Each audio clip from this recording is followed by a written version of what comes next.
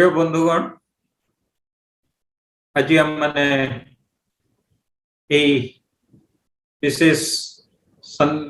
उपदेश उपर आम माने ध्यान दबा विशेष जो विषय मु कथा कह जाऊँगी युवा मान विषय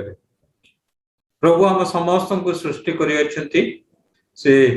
युवक हूँ युवती हूँ वृद्ध हूँ शिशु हूँ प्रत्येक को से प्रेम करती एवं विशेष कर युवा मान को से विशेष प्रेम करती कारण यही समयटी हूँ आम निमंते एक उत्कृष्ट समय जो ठारे आम माने शारीरिक भाव मानसिक भाव एवं अन्य क्षेत्र में आम माने शक्तियुक्त होता युवा मानकर चिंता करिवार शक्ति एवं युवा मानकर कार्य करिवार शक्ति अनेक उच्चतर से प्रभु युवा मान को कार्य निमंते व्यवहार करने सर्वदा चाहती किंतु वर्तमान समय रे युवा मानकर अवस्था वे तो विभिन्न समय तांकर चिंता करिवार अवस्था अनेक क्षीण हो जाए विभिन्न प्रकार जागतिक तांको उपरे जो प्रभाव पड़ी था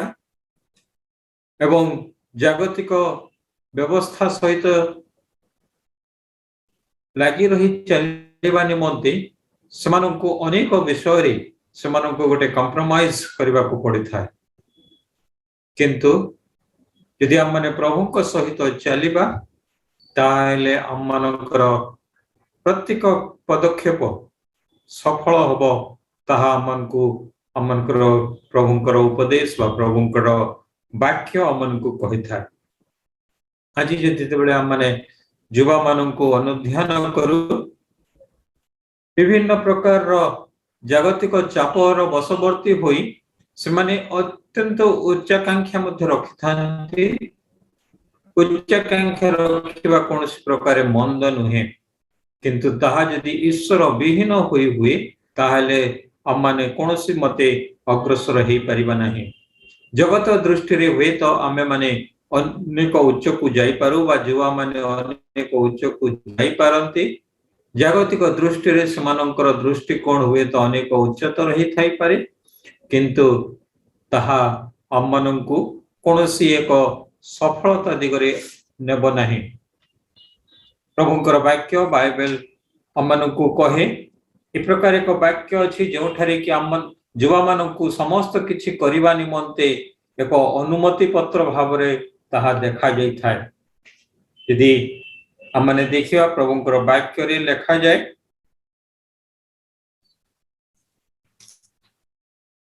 हे युवा लोक तुम्हें अपना यौवनावस्था आनंद कर और यौवन काल रे तुम्हार चित्त तुम्हको रुष्ट करू पुणी अपना मनर गति रे और अपना चक्षुर दर्शन रे चलो यही वाक्य जो आम मैंने पढ़ी था आम को एक प्रकार लेखा मन होता है युवा लोक मान को समस्त किसी विषय करने निमंते अनुमति मिली जो प्रकार एठारे कहा जाए तुम्हें यौवनावस्था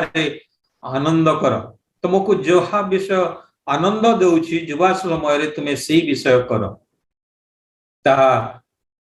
कौन अच्छी युवा माने निश्चित बुझी पारुथिबे सेमानकु कौन क्यों विषय अनेक आनंद दिए यौवन काल रे तुम्हार चित्त तुमको रुष्ट करू अर्थात यौवन काल रे आम माने कौन समय निराश न हो बा जहा आमनकर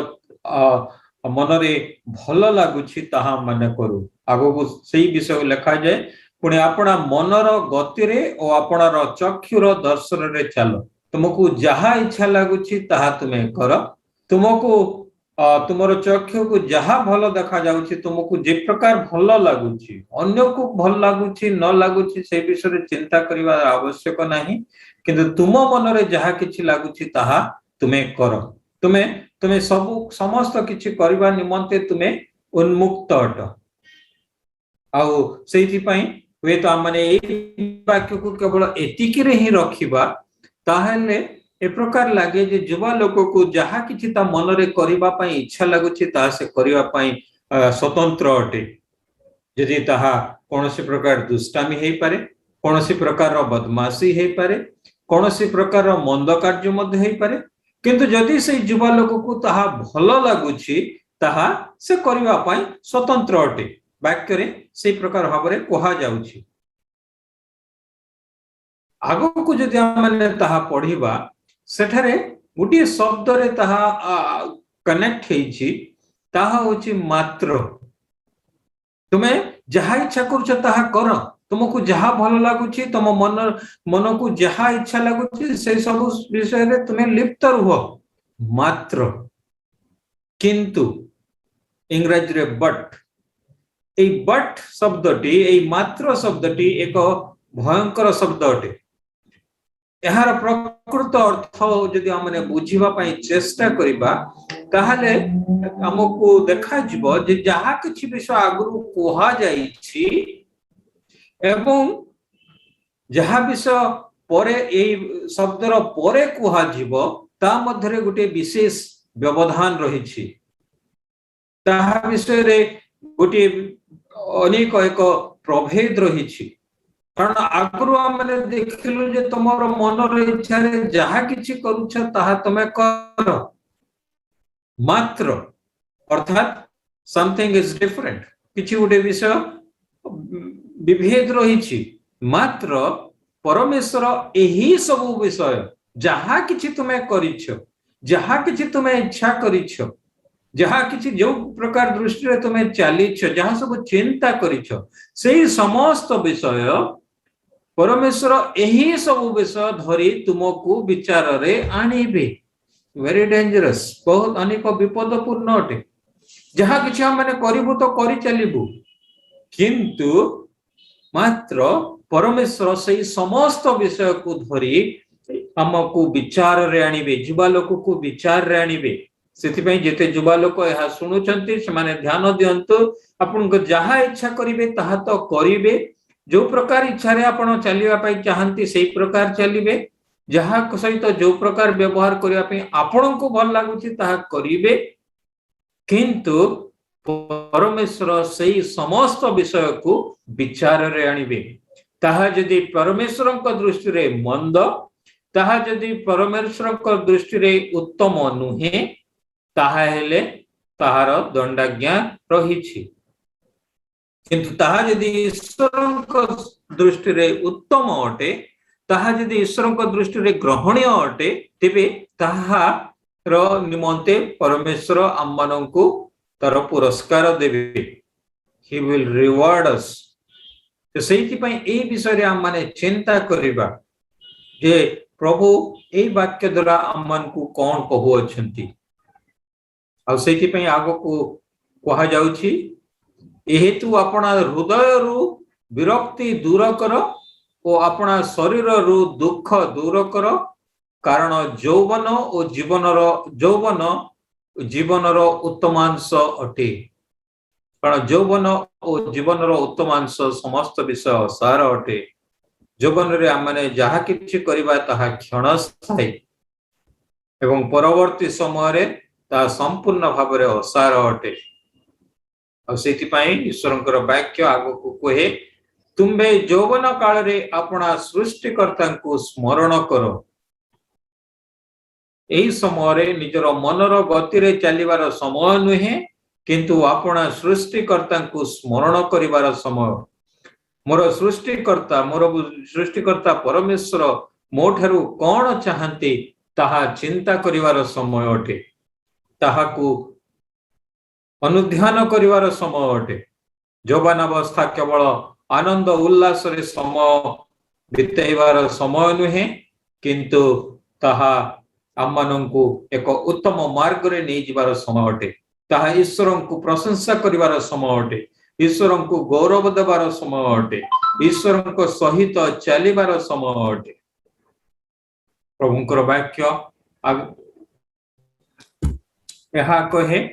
तुमर यौवन अवस्था सकाशु तुम्हको केही तुच्छ न करू अमन को केही न कहू जे जेहेतु आमने युवक अटू बा युवती अटू आमने उच्छृंखल हो जाइछु युवक युवती मानकु केही तांकर यौवन अवस्था सकाशे तुच्छ न करू अर्थात यदि आमने उच्छृंखल व्यवहार करिबा आमने यदि पापमय रास्ता रे चलिबा आमने यदि समाज रो विरोधर कार्य करिबा ताहेले ताहा आमମାନଙ୍କୁ ଲୋକଙ୍କ ଦୃଷ୍ଟିରେ ସମାଜର ଦୃଷ୍ଟିରେ ତୁଚ୍ଛୀକୃତ କରିବ ଆମେ ଯଦି ଏହି ପ୍ରକାର କାର୍ଯ୍ୟ କରୁ ସମାଜ ଆମକୁ ତୁଚ୍ଛ କରିବ ଏବଂ ବାକ୍ୟ ଆମମାନଙ୍କୁ ସାବଧାନ କରିଦିଏ ଯେ ଯୌବନ ଅବସ୍ଥା ସକାଶୁ କେହି ଆମକୁ ତୁଚ୍ଛ ନ କରୁ ବରଂ ଏ ପ୍ରକାର ବାକ୍ୟରେ ମଧ୍ୟ କୁହାଯାଏ ଯେ ତୁମେ ତୁମର ज्योति लोकों सम्मुखरे प्रकाश प्रकाश पाऊ जे प्रकार तुमर सत्कर्म देखी लोके तुमर